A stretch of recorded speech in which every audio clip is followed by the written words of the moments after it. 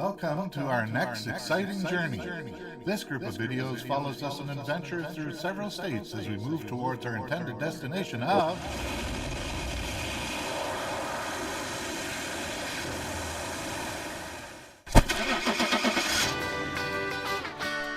the Florida coast. That's right, we're leaving behind the cold and pending snow to eventually explore the coast of Florida. If you've been following us for any amount of time, you will notice that this new adventure comes with a brand new intro. Indeed, we hope you like it. We decided, or should we say the limitations on our insurance policy decided, that this journey was going to be 3 months long. The insurance we had at that time covers any 3 consecutive months in any given calendar year. We did find out that could be extended, but a little more on that later.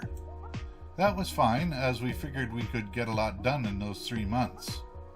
It might sound limiting at first glance, but when you figure that the typical vacation that most people take involves a plane ride to a destination city, which then is followed by the typical 10-day stay at a beach resort hotel, which entails a few nights dining at local restaurants and as many sunny days lounging on the beach as possible.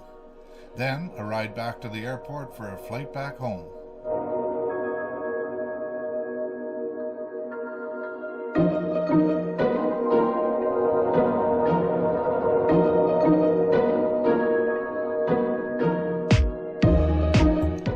Recommend that you stick around and get a glimpse of the huge contrast between that standard 10-day one resort stay and our 3-month RVing adventure, which has took us up and down the Florida coast to several different famous beaches.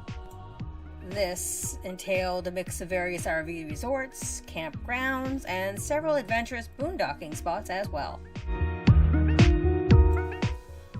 On the one hand, we didn't want to be tied to a strict plan with strict arrival and departure date timing. But on the other hand, we didn't want to always be worried about where we were going to sleep on any given night. That's why, after lots of careful consideration, we decided to sign up for 1,000 Trails.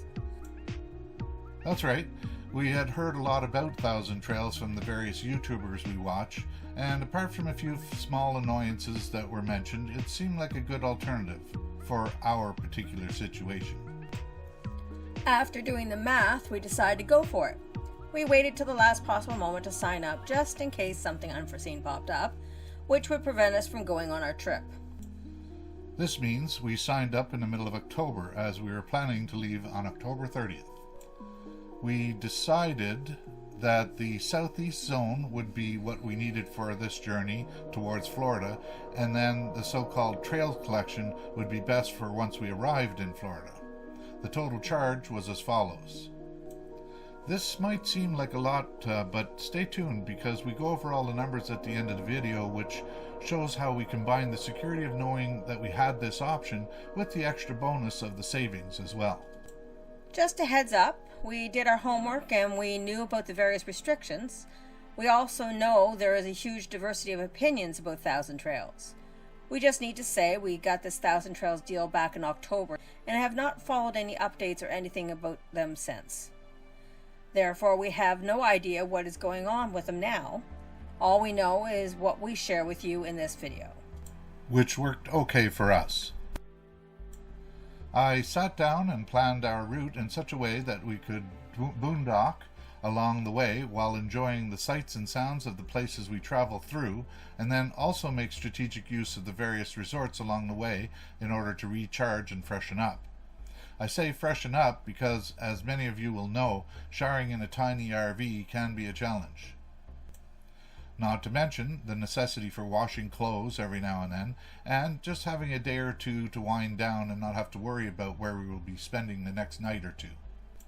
I have to say, when all was said and done, it would seem that Ken did quite a good job at maneuvering us between resorts, campgrounds, and boondocking spots. Thanks.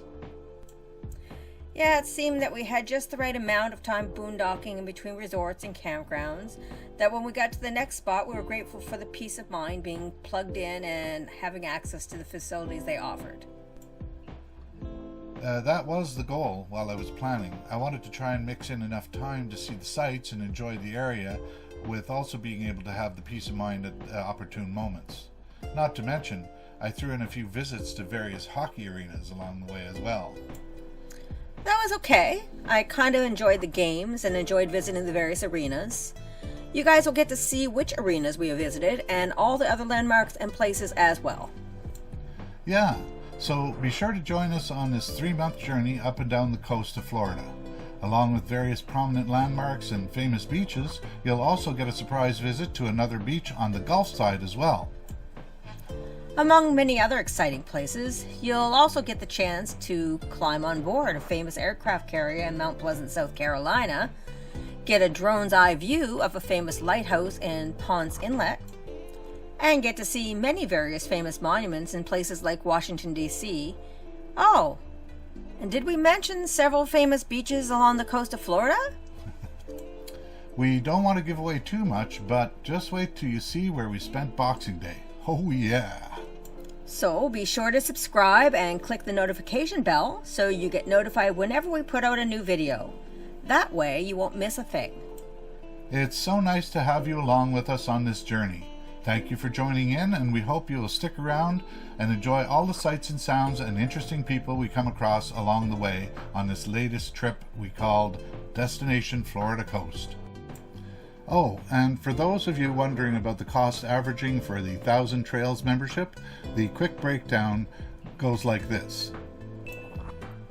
We stayed at the following resorts and campsites: Timothy Lake, 4 days; Harborview, 3 days; Whispering Pines, 7 days; The Oaks at Point South, 4 days; Beulah RV Resort, 13 days; Sherwood Forest, 11 days; Sunshine Holiday, 4 days; and Goose Creek, 4 days, for a total of 50 nights, or days, however you want to say it. Using an approximate average cost point of, say, $50 per night, some of them were higher, some were lower, that amounts to a total of $2,500. Our cost with the exchange was $843. So you can see that it worked out quite well for us.